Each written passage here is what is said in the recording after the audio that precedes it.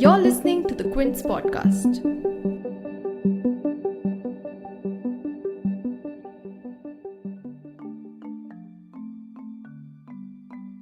With the Narcotics Control Bureau going on a spree to acquiring phones and extracting WhatsApp data over its probe into the alleged drug angle in the Sushant Singh Rajput case, WhatsApp users are concerned about the security and privacy of their chats.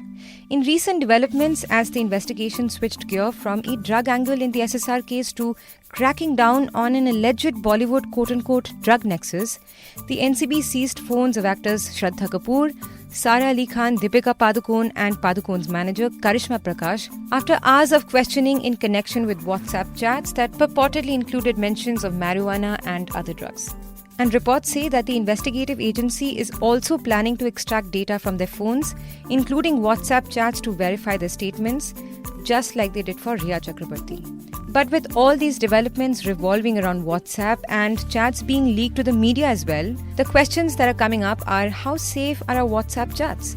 How is the NCB accessing chats if there are end-to-end encryptions in place? And are there reasons to worry about our privacy? To deep dive into these questions of security and privacy on WhatsApp, we spoke to Udhbhav Tiwary, who is the public policy advisor for Mozilla.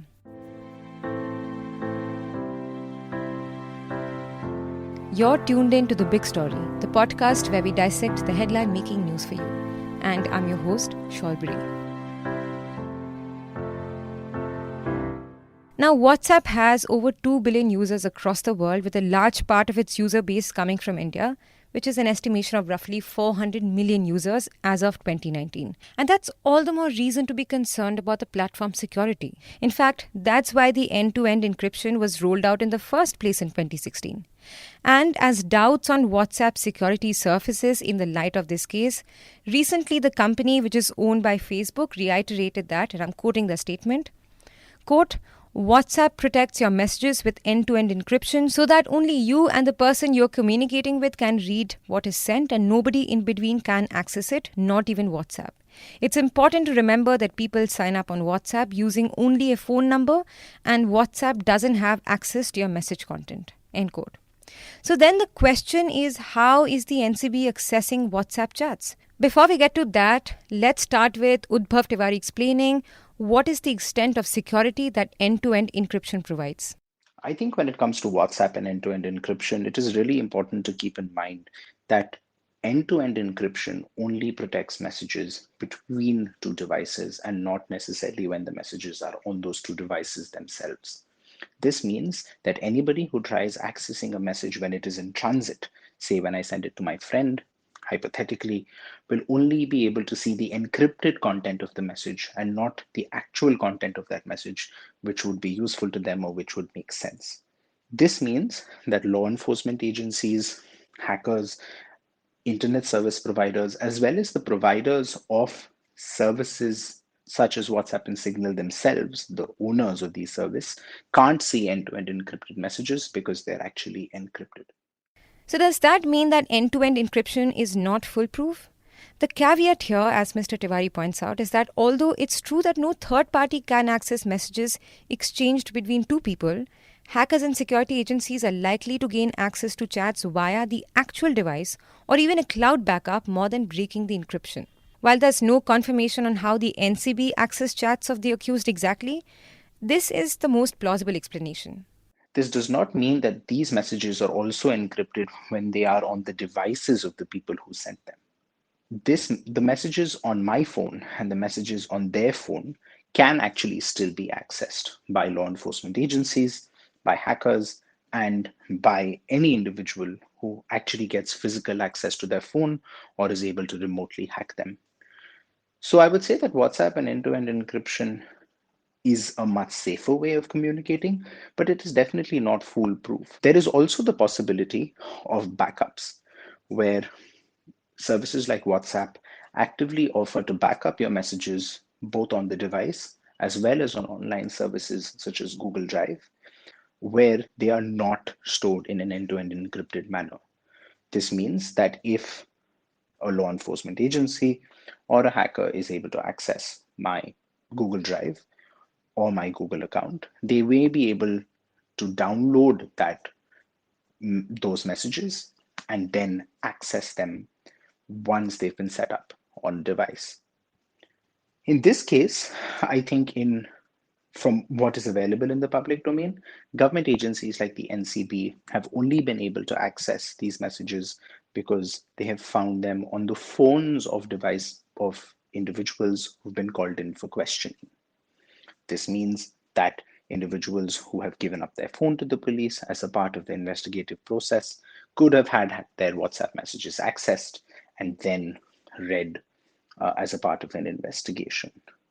It is extremely unlikely that end-to-end encryption itself has been broken, and it's much more likely that investigative agencies like the NCB or any other individual, in fact, outside of the law enforcement space, who has access to these devices, therefore now has access to the messages despite the protections provided by end-to-end encryption.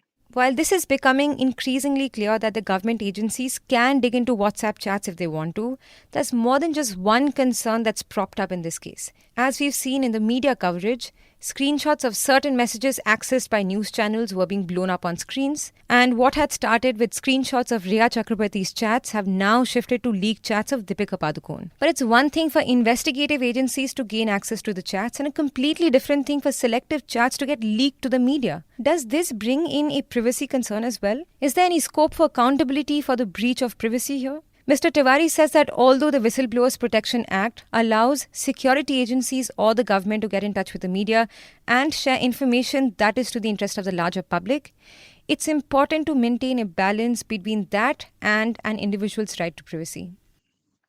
I think with regard to WhatsApp chats and them being leaked to the media, it's important to keep in mind that there is something known as whistleblower protection and that there is broadly a lot of benefit in keeping the principle that anyone in the government or a law, including law enforcement agencies, should be able to reach out to the media and share information that they believe is in the larger public interest.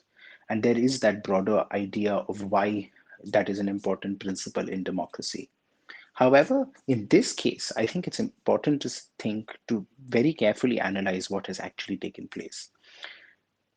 Many of the chats that have actually been made available have been made available in real time and have clearly played a very tangible role in an almost parallel trial by media being carried out, as well as in influencing public perception around the issue.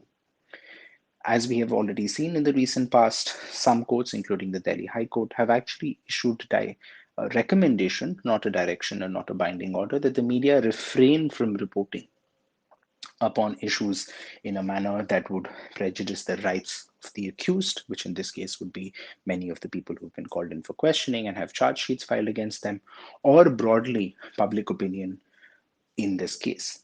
So I think that it's very important to strike that balance between not interfering with whistleblower protection and the right that is available to government servants and law enforcement agencies to reach out to the media for matters of public interest versus strategically leaking information to shape public opinion and ensure that certain individuals are highlighted in a particular manner.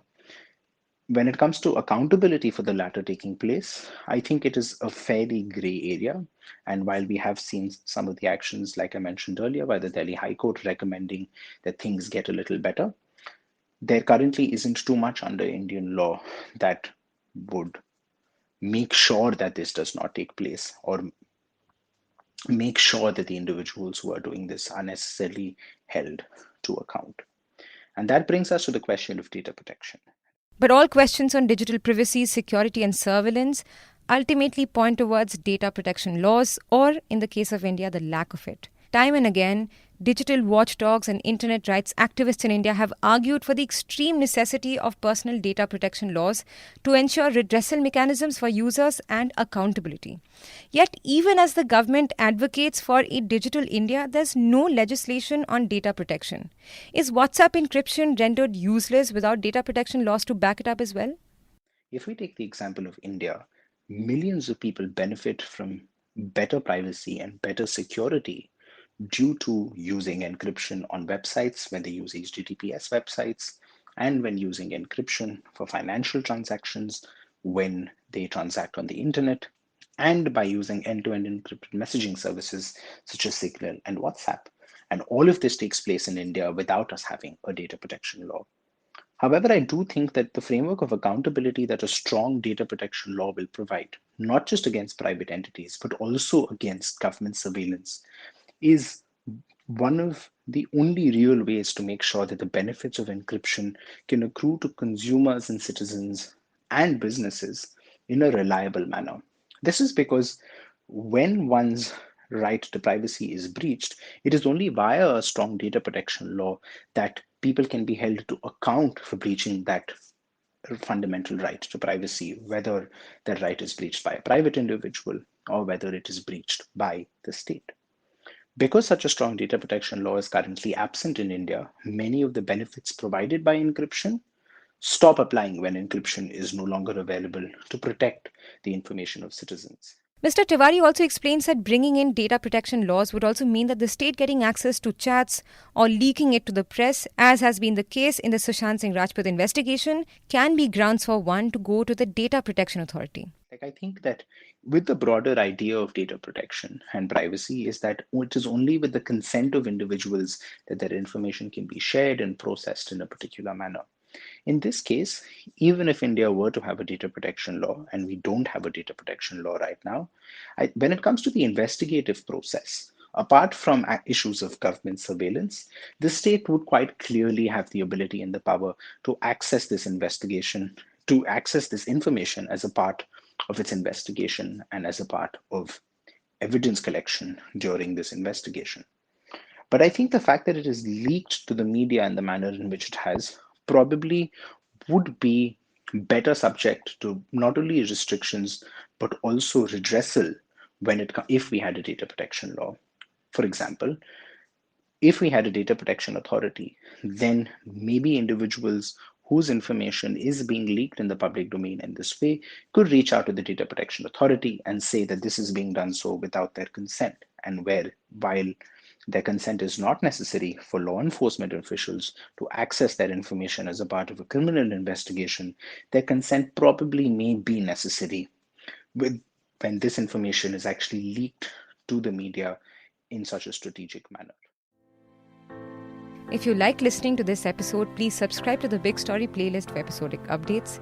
We're live on Apple, Google Podcast, Spotify, JioSaavn, and most of the other popular podcast streaming platforms. For other podcasts, please log on to the Quint website and check out the podcast section. For any feedback, shoot an email to podcasts@thequint.com.